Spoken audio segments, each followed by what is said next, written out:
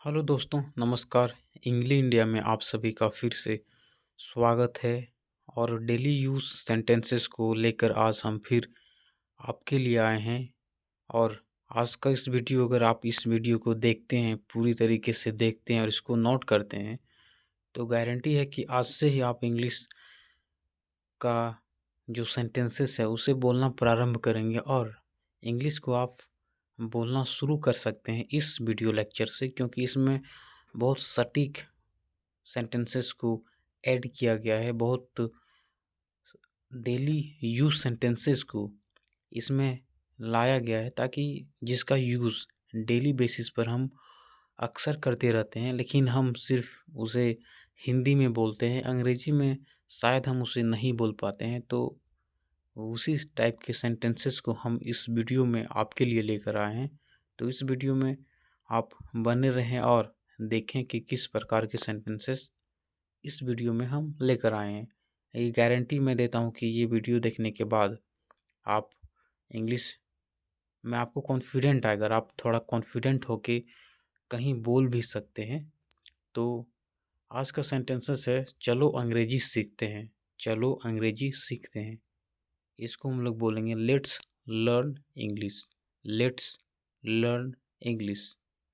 यहाँ नोट करने वाली बात ये है कि लेट अस का शॉर्ट एंड फॉर्म है, यानी कि लेट अस का शॉर्ट फॉर्म लेट्स होता है। अपने काम से मतलब रखो।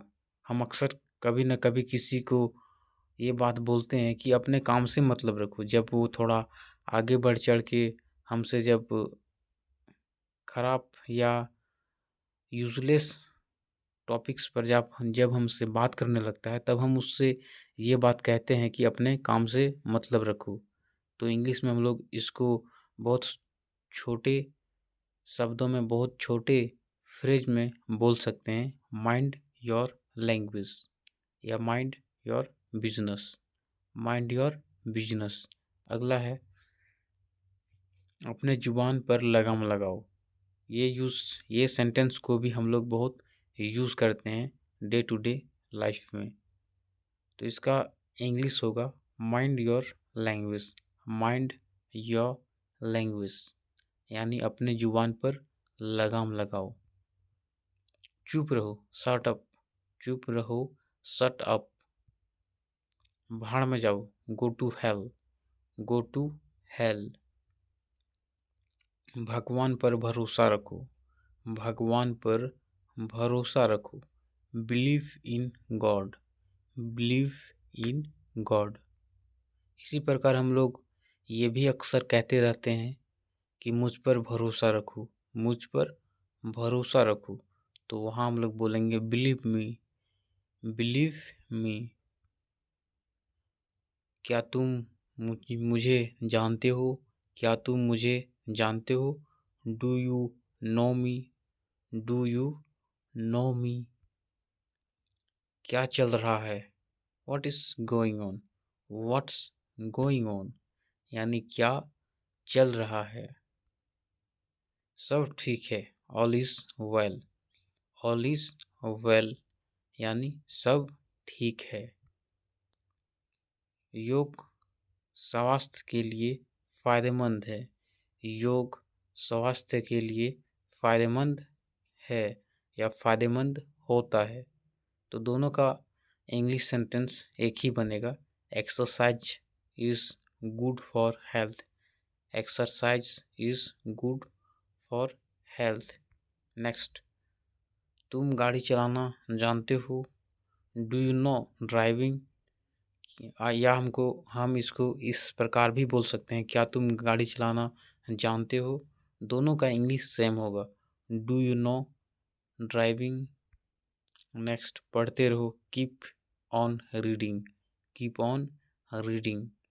जब हम लोग किसी भी चीज़ को इस तर्ज पर बोलते हैं कि पढ़ते रहो, खाते रहो, गाते रहो, लिखते रहो, तो हम लोग वहाँ कीप ऑन करके और जो वर्ब हम लोग यूज़ करते हैं उसको बिफोर में लिख करके इस प्रकार के सेंटेंस को हम लोग बनाते हैं। इस पर बनने वाले सेंटेंस के रूल को हम अगले वीडियो में समझेंगे कि कैसे हम लोग कीप ऑन के बाद बिफोर लगा के सेंटेंस को बनाते रहते हैं। तो इस पर चर्चा हम लोग करेंगे अगली वीडियो में। नेक्स्ट, जैसी आपकी मर्जी, as you wish. As you wish यानी जैसी आपकी मर्जी। समय बर्बाद मत करो। समय बर्बाद मत करो। Don't waste time. Don't waste time. एक दिन पछताओगे। You will regret one day. You will regret one day यानी एक दिन पछताओगे। हम हम हिंदी सेंटेंसेस में अक्सर सब्जेक्ट को यूज़ नहीं करते हैं, लेकिन ये सब्जेक्ट में, ये सेंटेंसेस में, ये वाक्य में हिडन रहता है कि अगर हम बात कर रहे होंगे तो सामने वाले आदमी से ही बात कर रहे होंगे और सामने वाले आदमी को हम तुम कहते हैं। इसीलिए इंग्लिश में हम लोग उसको, अगर सब्जेक्ट हिंदी में नहीं भी लिखा रहेगा तो हम लोग समझ जाएंगे कि सामने वाले व्यक्ति से बात हो रही है और हम उसके जगह पर इंग्लिश में सब्जेक्ट के रूप में यू यूज़ करते हैं, जैसे कि इस सेंटेंस में दिया गया है। हिंदी में हम लोग ऐसा बोलते हैं कि तुम एक दिन पछताओगे, लेकिन अधिकतर हम लोग तुम का यूज़ नहीं करते हैं। बस सामने वालों को सिर्फ ये बोलते हैं कि एक दिन पछताओगे। तो ये सब भी किस प्रकार सेंटेंस का फॉर्मेशन होता है, वो सब चीज़ भी हम लोग धीरे धीरे करके सीखते जाएंगे। तो सब्सक्राइब करने का एक यही फ़ायदा है कि अगर आप इस चैनल को सब्सक्राइब करेंगे तो सारे वीडियोस का नोटिफिकेशन आप तक पहुंचेगा और आप सारे वीडियोस को देख पाएंगे। और सेंटेंस फॉर्मेशन कैसा होता है या सेंटेंस को हम लोग किस प्रकार बनाते हैं, वो सब आप धीरे धीरे सीखते रहेंगे। तो चैनल को सब्सक्राइब करना कभी नहीं भूलना और इस चैनल को सब्सक्राइब करके आप ज़रूर रखें। अभी आप इस चैनल को सब्सक्राइब करें ताकि आप भी इंग्लिश को सीख जाएंगे, धीरे धीरे करके सीख जाएंगे। जो लोग कहता था कि तुम इंग्लिश नहीं बोल पाओगे, उन लोगों को अपने इंग्लिश बोल करके, इंग्लिश में सक्सेस प्राप्त करके उसके मुंह पर एक तमाचा होना चाहिए। तो इसीलिए संकल्प करके आप इंग्लिश को सीखते रहें और इस चैनल में आपको इंग्लिश हम पूरे जीरो लेवल से हीरो लेवल तक सिखाएंगे। ये इस चैनल का एक मेन पर्पस है। तो इस चैनल को ज़रूर फॉलो करके रखें। हम बड़ी बड़ी बातों को इस चैनल पर नहीं करते हैं, सिर्फ काम की बात करते हैं जिससे आप इंग्लिश सीख सकते हैं। और जिस लिए आप इंग्लिश सीखने के लिए इस चैनल पर अगर आए हैं तो आप इंग्लिश ही सीखेंगे। इधर उधर की बातें हम इस चैनल पर नहीं करते हैं, जैसा अक्सर लोग किया करते हैं। लोग आपको सिर्फ मन भटका के सिर्फ आपका टाइम वेस्ट कर देता है और बस आप कुछ सीख नहीं पाते हैं। उस प्रकार के चीज़ों को हम इस वीडियो में या इस चैनल पर नहीं करते हैं। नेक्स्ट, आपके सुझाव के लिए धन्यवाद। आपके सुझाव के लिए धन्यवाद। Thanks for suggestion. Thanks for your suggestion. Next, खाना खाया। यहाँ भी जो सब्जेक्ट है हिंदी में वो छुपा हुआ है, लेकिन इंग्लिश में हम लोग उसको नहीं छुपाते हैं। इंग्लिश का नियम होता है कि सब्जेक्ट हमें लिखना होता है, तो हम इंग्लिश में सब्जेक्ट को नहीं छुपाते हैं। लेकिन आप देख सकते हैं कि हिंदी में जो सब्जेक्ट है वो नहीं लिखा गया है। तुम हिंदी में नहीं लिखा गया है, लेकिन हम समझ जाते हैं कि हम सामने वाले से ही बात कर रहे होंगे, इसीलिए हम लोग हिंदी में सब्जेक्ट को अक्सर नहीं लिखते हैं। फिर भी हम समझ जाते हैं कि सामने वाले से हम बात कर रहे होंगे और सामने वाला कौन होता है? तुम होता है। ठीक, तो डिड यू ईट, क्या तुम खाना खाया? क्या तुमने खाना खाया? खाना खाया, कुछ भी, तीनों में से कुछ भी हम लोग बोल सकते हैं। उसका हिंदी एक ही बनेगा, did you eat. Okay, next. हाँ, खाया। Yes, I did. यहाँ भी हम लोग सिर्फ यस बोल के आगे बढ़ सकते हैं, या हम लोग यस आई डिड भी बोल सकते हैं। ये सब नियम कैसे सेंटेंस का फॉर्मेशन होता है हम सीखेंगे, हम ज़रूर सीखेंगे। वो आप धीरे धीरे मेरे साथ रह करके, मेरे वीडियोस के साथ रह करके, मेरे वीडियोस को रेगुलर वॉच करके आप सीख जाएंगे, उसमें कोई दिक्कत नहीं है। नेक्स्ट, तुम्हारा दिमाग खराब है। हम अक्सर ये सेंटेंस अपने दिनचर्या में बोलते हैं कि तुम्हारा दिमाग खराब है, और इंग्लिश में हम इसको बोलते हैं are you crazy, are you crazy, तुम्हारा दिमाग खराब है।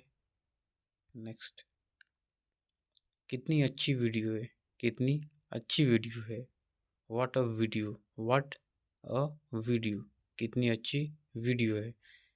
इस तरह के सेंटेंसेस को हम लोग यहाँ पे आप नोटिस करेंगे कि इस सेंटेंस में हम लोग एक्सक्लेमेटरी मार्क्स लगाए हैं, ना क्वेश्चन मार्क ना फुल स्टॉप।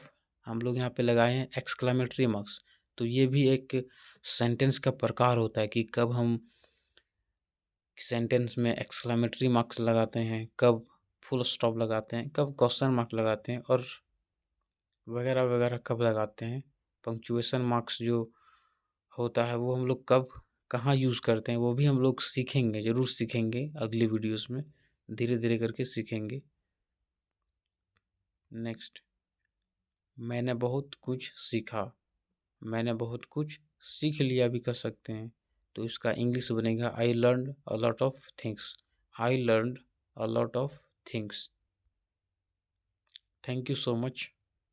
आज का वीडियो समाप्त हुआ, और आई होप कि आप बहुत सारे सेंटेंसेस को सीखे होंगे, और जो भी सेंटेंस को सीखे होंगे वो आप नोट करके रखे होंगे, और वो जो सेंटेंस आपने इस वीडियो में सीखा उसका यूज़ आप करेंगे, और यहाँ से आप बोलना प्रारंभ कर सकते हैं, यहाँ से बोलना आप स्टार्टिंग कर सकते हैं, और धीरे धीरे इंग्लिश बोलने की सीढ़ी पर आप चढ़ना शुरू करेंगे, और आप इंग्लिश एक दिन फ्लुएंट तरीके से बोलेंगे इस चैनल के माध्यम से।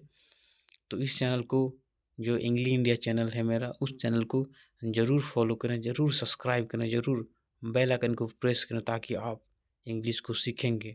और स्पेशली उन गांव के बच्चों के लिए कहना चाहता हूं कि अगर आप एक गांव से बिलोंग करते हैं, आप एक गांव के गरीब छात्र हैं या गरीब छात्राएं हैं, तो इस वीडियो को लाइक करें, इस चैनल को सब्सक्राइब ज़रूर करें। ये चैनल आपके लिए बहुत फ़ायदेमंद होगा, ये मेरी गारंटी है। Thank you so much. Have a nice day.